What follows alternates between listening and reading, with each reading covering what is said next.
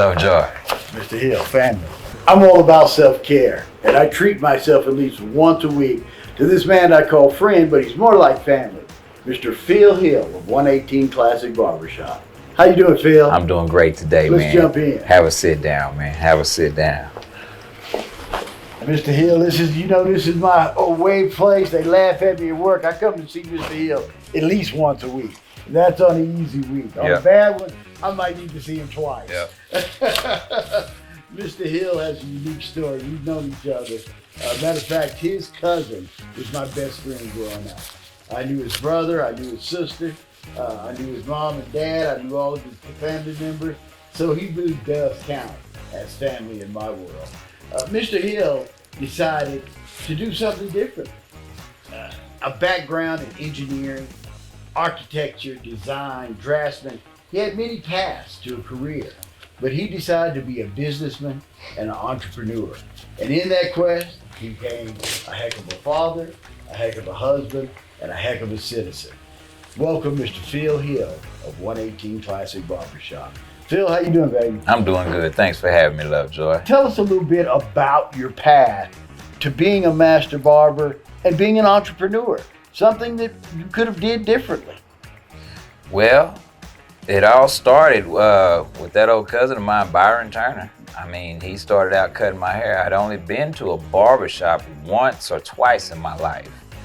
And from then on out, I was like, man, I can do that. But I didn't know you can make money at it. I had no idea. So when money became an issue, the older as we got, down through school, you wanted different shoes and different things. I made a change.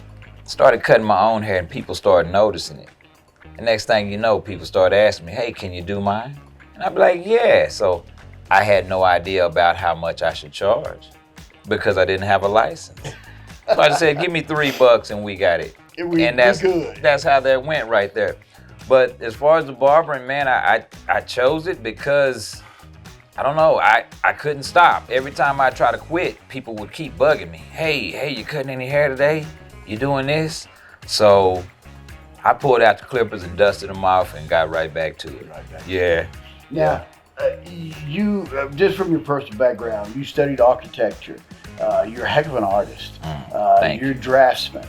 How do you marry the science of architecture, design, drafting, to the art of cutting hair? I tell you how, Love Joy. It's a clear canvas. When you walk through that door, I have a canvas that I have to work with. I have to picture that in my head as an artist. How do you want the curves? How do you want the fade? How do you want the top? And you blend it all together.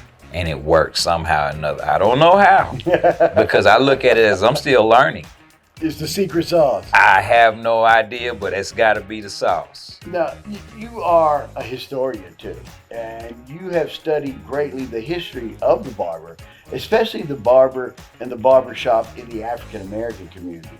Relate to us a little bit, like some people don't know what the pole stands for what the barber pole stands for. Well, as far as like the barbering in the neighborhood, it just became one of those things to where you were a neighborhood name.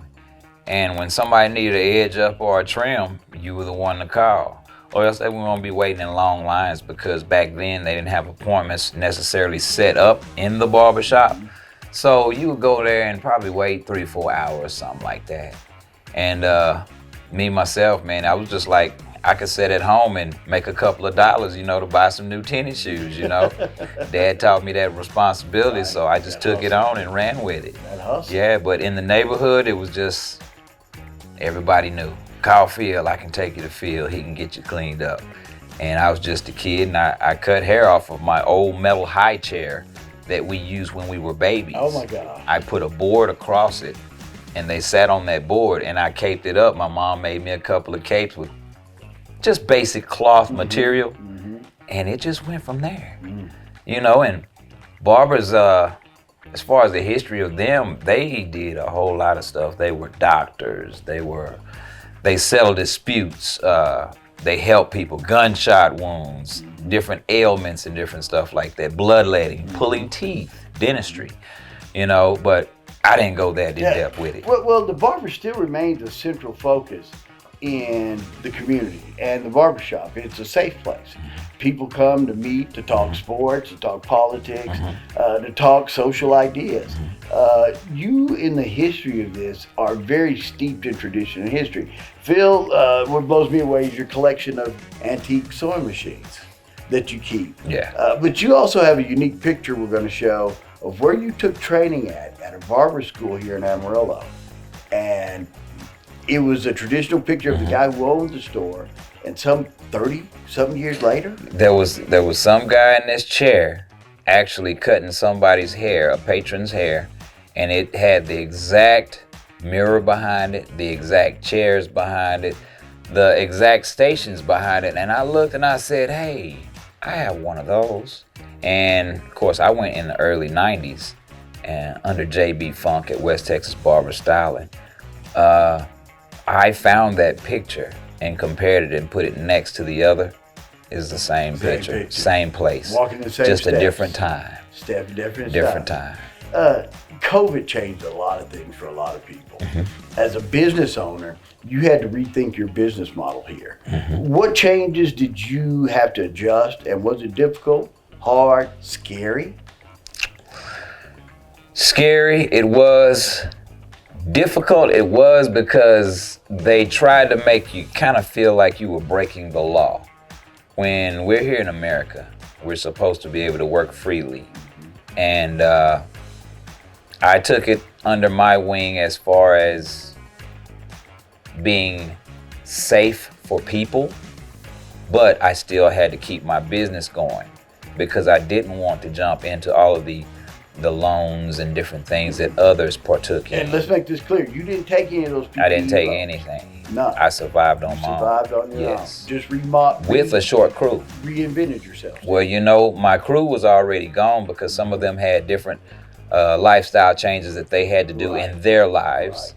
And so I hadn't gotten back to rehiring the booths out yet. And it happened to be just me and Pat. And so what we did was we just sanitized the place, and we only had 1 or 2 people in here at a time. And I was pretty much prepared to protect my place of business if someone came in and told me that I couldn't work anymore. Like you said, it's America. You're supposed to be able to work for a living. Yes. When we talk about that, and we talk about the evolution of the barber, we talk about the evolution of you as a businessman. Your clientele, or how you see your clientele, is different because you've been doing this for a while and you have a certain status. Explain to people why you don't do walk-ins.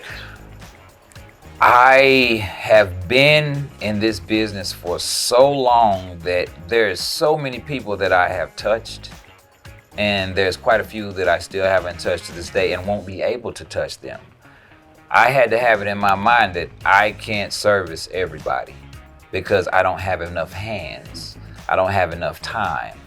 I've got 4 kids, you know, and a grandbaby, and they deserve some of that time. But I like to be able to go in at a set time, and I like to know exactly when my breaks are, and I like to know when exactly I'm going to be able to go home. Yeah. Because if I don't, I'd be cutting hair 24 hours a day, and it's not worth the money. And no matter what, how much money you make, you can't buy free time at the store. No. But all of my people, they stuck with me throughout the COVID. I kept a full book. I kept them safe. I kept chairs sanitized, capes clean, everything. And basically, we just followed our protocol that we were taught in barber school. Sanitation was the #1 thing in barbering. Yeah. And so as long as you follow those guidelines, people are going to be safe. I mean, COVID or no COVID, same thing. Now, Mr. Hill, you've always, since you were a kid, have kind of thought 10 steps ahead. You're always looking around the corner. What do you see? What are you looking at in the evolution of Phil Hill and 118 Classic Barbershop? Well, I kind of see it as I'd like to have a shop and keep a shop going for many decades. If my kids can take and just keep the shop going, that would be fine with me. But I'd like to retire out in the woods and just start doing a little fishing, a little hunting, and just enjoying wildlife. I want to be able to come out and watch the dew roll across the grass, you know, and stuff like that, see the sunrise.